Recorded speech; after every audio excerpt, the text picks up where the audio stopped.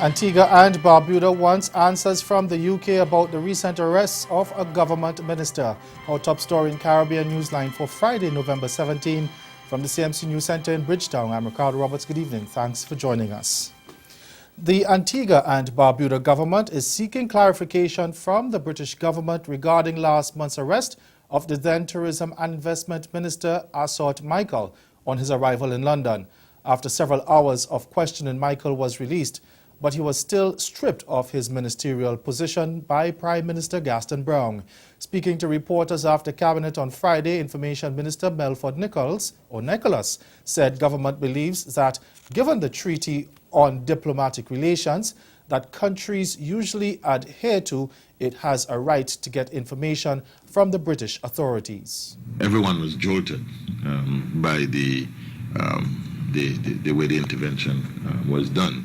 And to the extent that the British government may have been led to believe that they were justified in taking that action is a matter of their own determination. But we must now ask the question from the reverse standpoint in terms of whether or not that would have been the prescribed way of handling such a circumstance, were it involving a state of a different size. Michael said it was unfortunate that Prime Minister Browne did not contact him before relieving him of his portfolio, and he disclosed that he had been advised by his lawyers to remain quiet on the issue. Prime Minister Browne on Friday announced that the ruling Antigua and Barbuda Labour Party is planning ahead and a caretaker has been appointed for Michael's constituency. He says that did not mean the party expected Michael to be charged or that it has any opinion on his guilt or innocence. I will go as far as stating that the Labour Party must always be in a state of readiness, and we must not be caught flat-footed by any unforeseen circumstances. So it is a sensible thing to do. Again, this is not an indictment of former Minister Michael. It is not a suggestion or a belief that he will be charged, but we do know that the NTA in the UK indicated that they could bring charges against him. And on that basis, we must have contingency plans.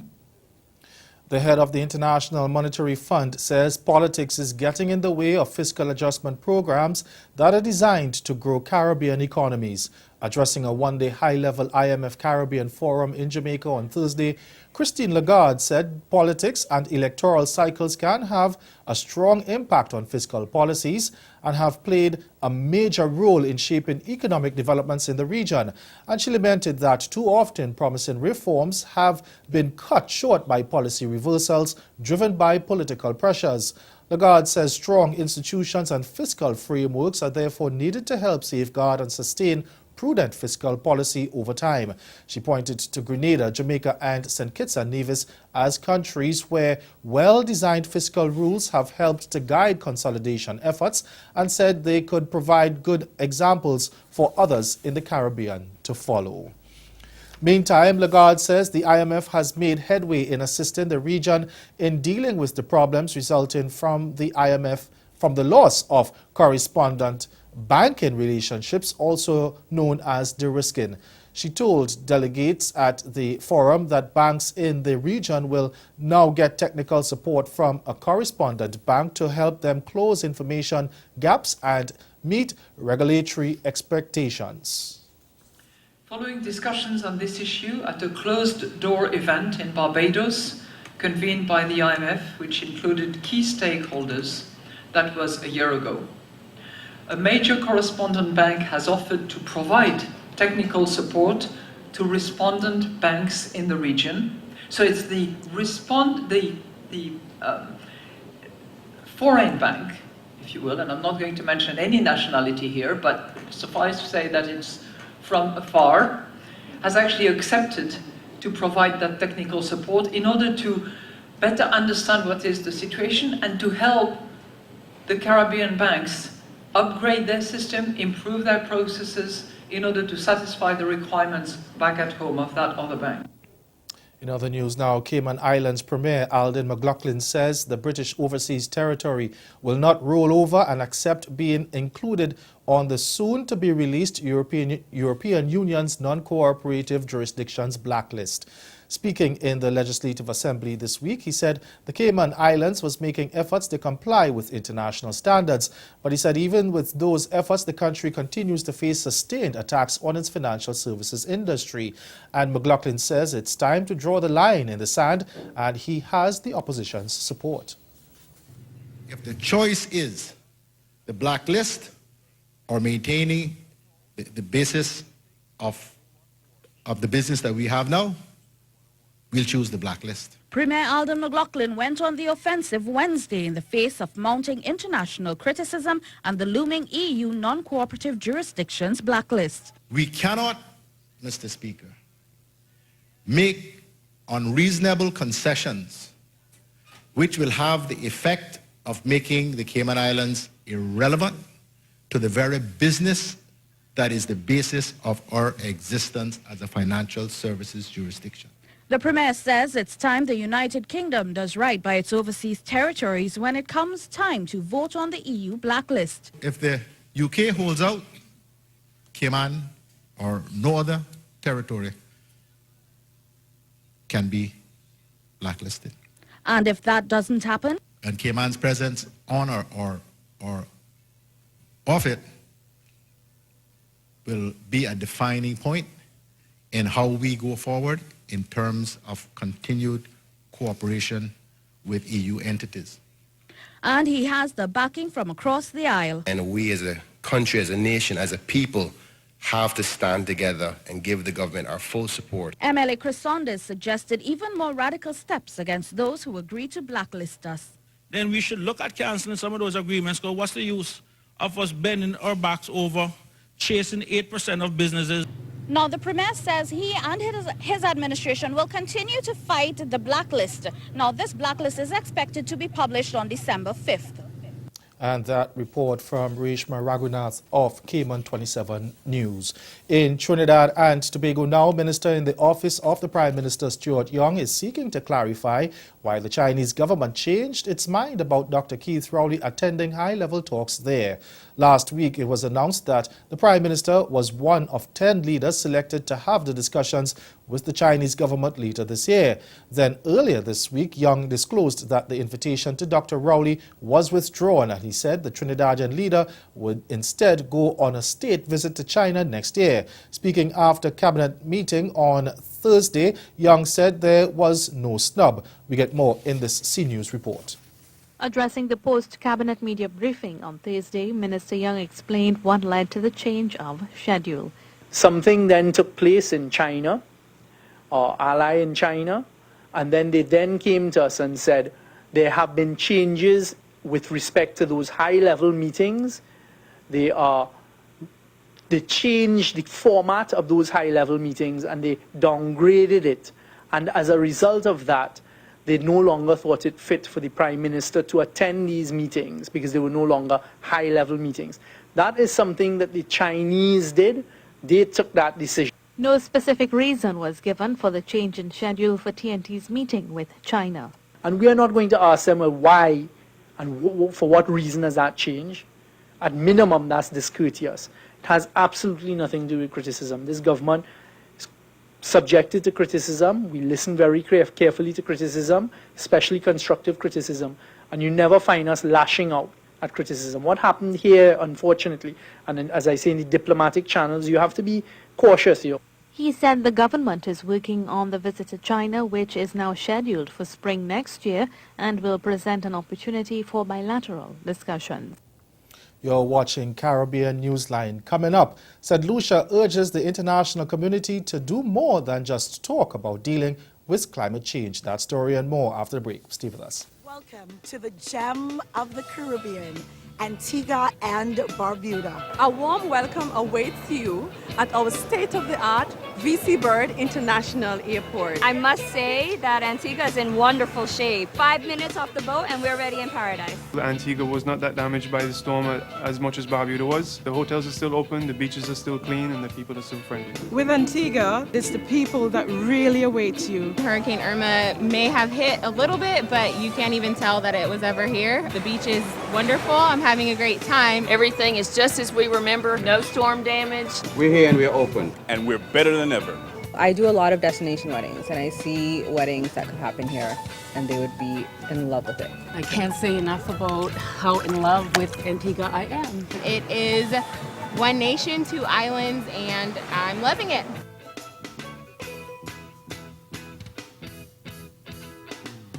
This year, a homeless veteran at Rikers Prison baked to death in a cell that exceeded 100 degrees. In Texas, at least 14 inmates have died due to extreme heat since 2007, with cells averaging 90 and reaching upwards of 130 degrees. Even the most basic human survival needs are choked. Despite huge budgets, prisons strive to allocate only the minimum food required and of the lowest quality. From collages to mixed media to paintings and drawings, over 60 art pieces were entered in this year's secondary school's art competition. Judges scored submissions based on composition, the techniques employed, and the use of colors and materials. The judges were impressed by the quality of artwork created by Tobago's students. For the first time I've seen digital art in the competition.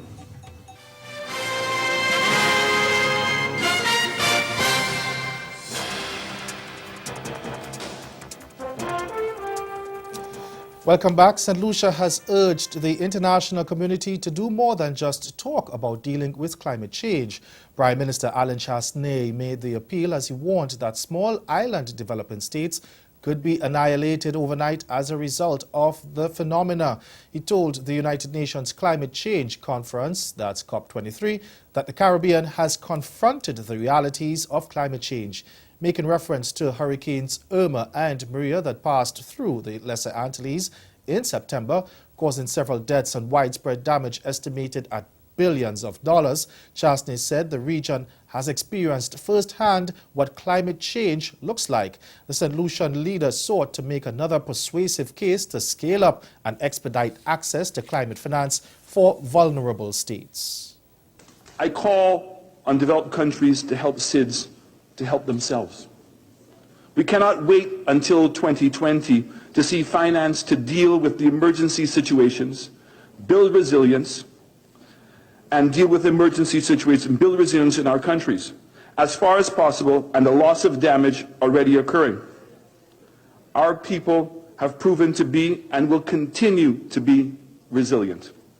But here on the international level, I say to you, all it takes is a pen to create the policies to prioritize the resources, a pen to change the protocols used to disperse funds, a pen to change macroeconomic targets while realizing we cannot invest in resilience and not put our countries into deeper economic volatility. This means that the frameworks we have under the process must be sensitive to the urgent needs of the SIDS, not simply wrapped up in bureaucracy.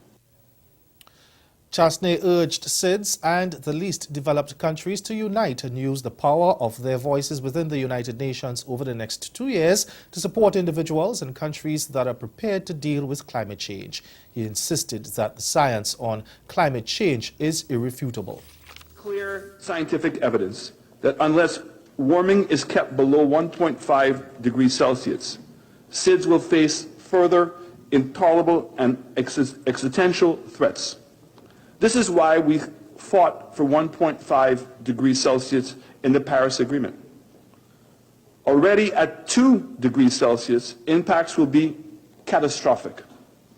But building resilience to climate impacts that will occur if we allow the planet to warm to 3.2 degrees is absolutely unimaginable. Because this is where we are heading.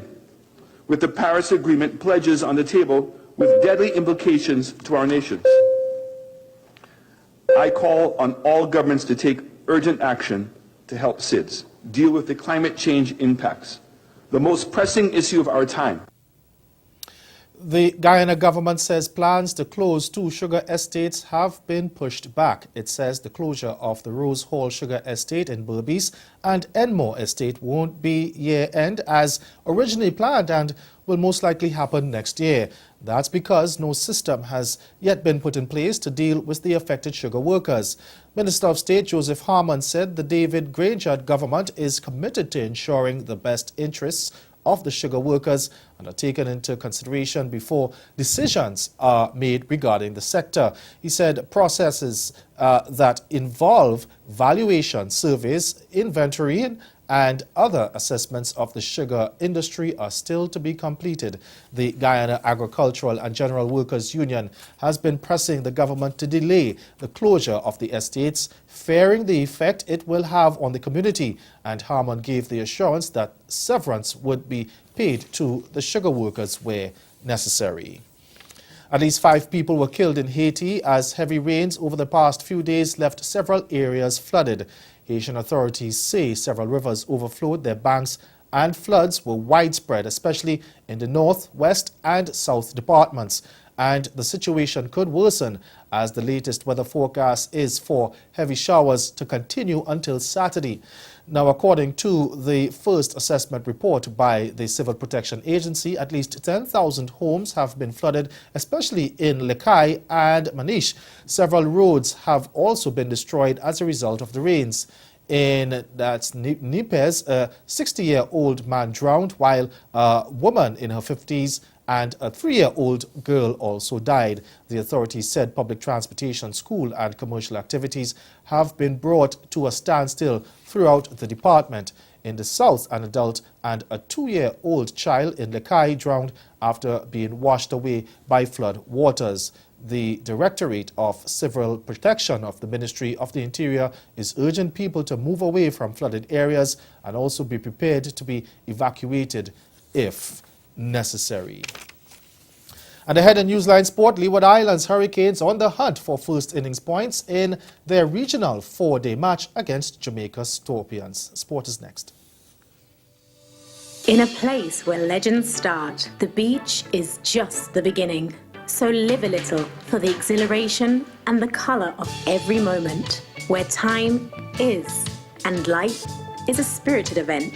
Immerse yourself in the culture, the music, the people, the island.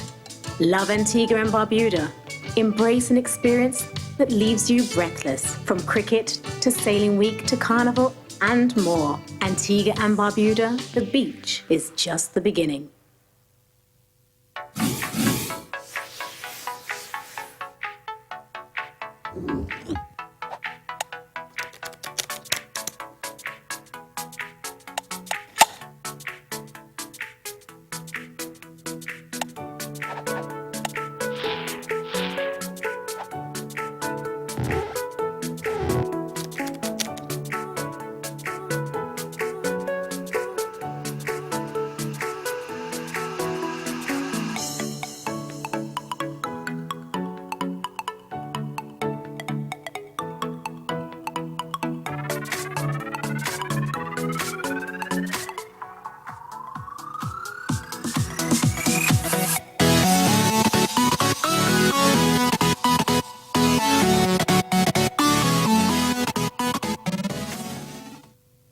I see. We're going to go into why your Miami's biggest, but I have to first get into this name, Frank Castle 13. First Castle, is that? Castle with a K. Yeah, Castle with a K. Is that like what? I don't know. Where did it come from? Is that your real last name or? Basically a name I chose from the Punisher. You know, he had Castle with a C. I went with Castle with a K and the 13. Yeah, you got to tell me what the 13. What the 13 mean? The 13 means 13 disciple. You know, Oh. I'm a 13 disciple, the street gospel.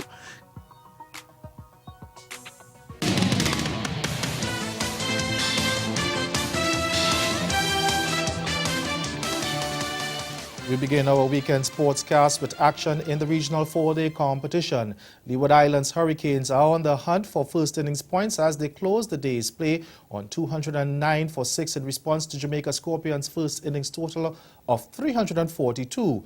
Munson Hodge was the man to pile on the runs for the Hurricanes with a well-played half-century, while Devon Thomas and Kuruma Bonner chipped in with 33 and Rakeem Cornwall hit an unbeaten 28. Nikita Hodge was the pick of the bowlers with figures of 3 for 56. Earlier, Scorpions' total was propelled by a superb knock of 86 from Paul Palmer and half-centuries from Asad Fudedin and John Campbell. Fudedin finished on 58 and Campbell added 57. Rakeem Cornwall picked up a wicket haul of 4 for 86 while Jeremiah Lewis and Sheeno Burridge took 2 wickets each.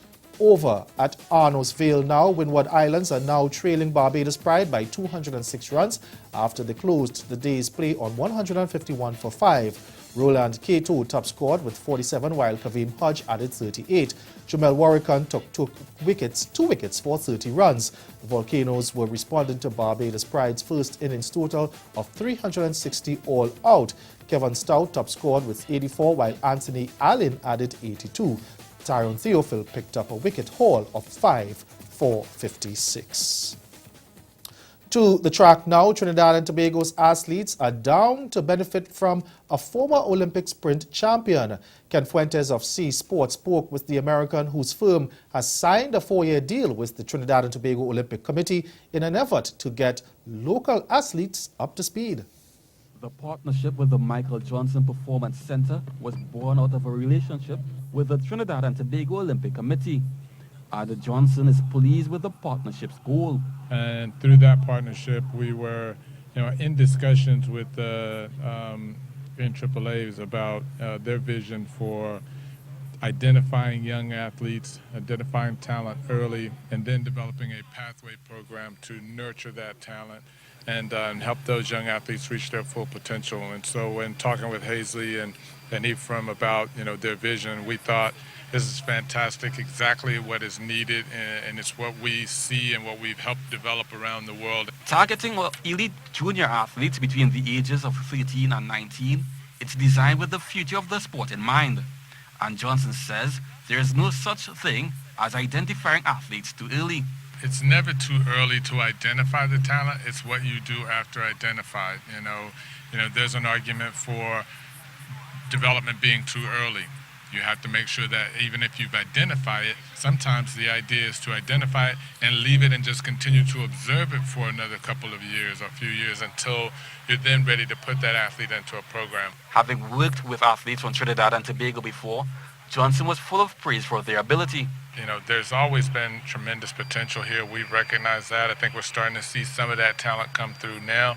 I think Jareem Richards, we had him in, and he's a fantastic talent, showing some potential there as well to be a gold medalist, now being a medalist at a major championship. I think that, there's some plenty of athletes at the senior level that are competing right now in Olympic Games and World Championships that need the type of support that's going to allow them to produce their best performances when it counts. The assessment of local athletes has already started, which only drives home the seriousness of a program like this. Over to football now, CONCACAF is seeking to help resolve an issue that has plagued the development of the game in the region.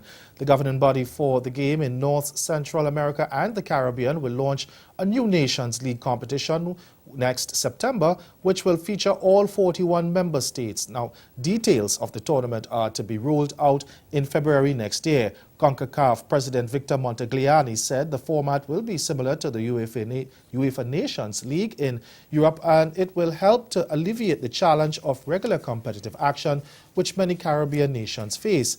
The national teams taking part in the tournament are expected to be split into 3 divisions based on their sporting level with promotion and relegation. It will also serve as a qualifying route to the CONCACAF Gold Cup. Montagliani said the new tournament has already been warmly welcomed by presidents of the national associations, many of whom have never featured in the FIFA World Cup finals and struggled to organize and finance friendly matches.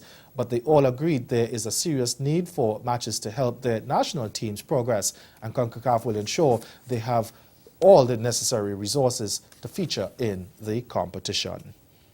And Bermudan striker Naki Wells has picked up a minor injury, possibly further delaying his dream of playing in the English Premier League for his new club, Burnley. The 27-year-old Wells is yet to make his senior debut for Lancashire club following minor ankle surgery after his $6.5 million move from promoted Huddersfield Town on deadline transfer day in the summer.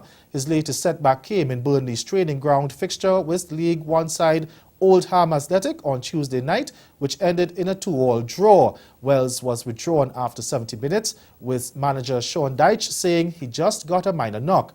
But whether he features in Dyche's plans for Saturday's home game against Swansea City remains to be seen. Wells has been on the bench once for Burnley this season, but was an unused sub in a 1-0 home win against Newcastle United at the end of last month. He appeared several times as an over-age player for the club's under-23 side and scored a hat-trick in one recent game. And finally, in horse racing, Jamaican jockey Rajiv Mehra was at his clinical best as he partnered with 7-2 chance Be Noteworthy to dominate his $125,000 New York Stallion Stakes at Aqueduct recently. Now going 7 furlongs in race 8, the 32-year-old Mehra raced the 5-year-old bay mare off the pace before unleashing a furious stretch rally to breeze by the leaders. He reached the wire 5 1/4 lengths clear in a time of 1 minute 25.36 seconds. Outside, and Be Noteworthy is just in behind. She'll have to dive down to the rail. They pass the 3/16 pole. Here comes Be Noteworthy up the inside to take over the lead. And then it's Bluegrass Jamboree, Frosty Margarita with a 16th out. It's Be Noteworthy, and she is drawing away here under Rajiv Mirage. Be Noteworthy by 4 lengths. Frosty Margarita was second, then Bluegrass Jamboree and Wonderment. And that's the sports. Stay with us. We'll be right back.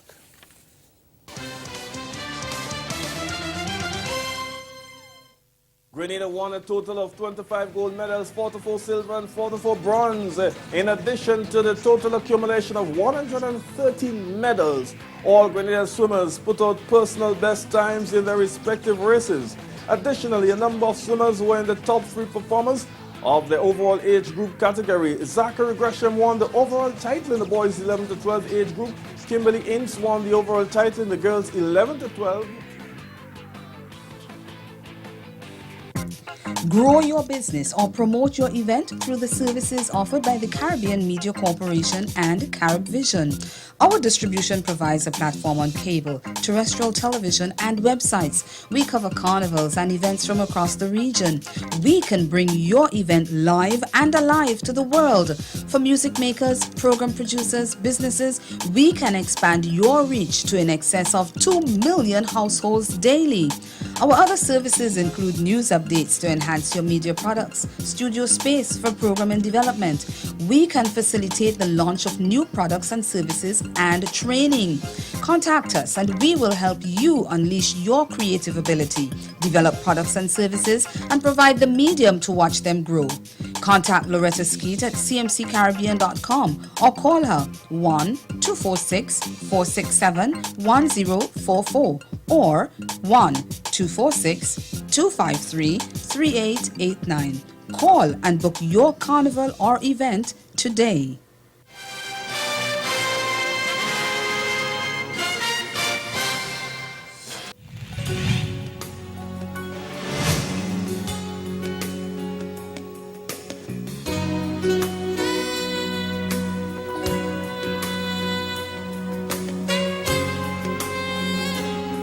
Again, the major developments of this day. Antigua and Barbuda wants answers from the UK about the recent arrest of former Tourism Minister Asot Michael. And in Port Leeward Islands, Hurricanes on the hunt for first innings points in their regional 4-day match against Jamaica Scorpions. That's Caribbean Newsline for news and sports around the clock. Log on to CarnaNews.com. We'll be back here again on Monday, but from all of us at CMC News, thank you for watching. Have yourselves a good night.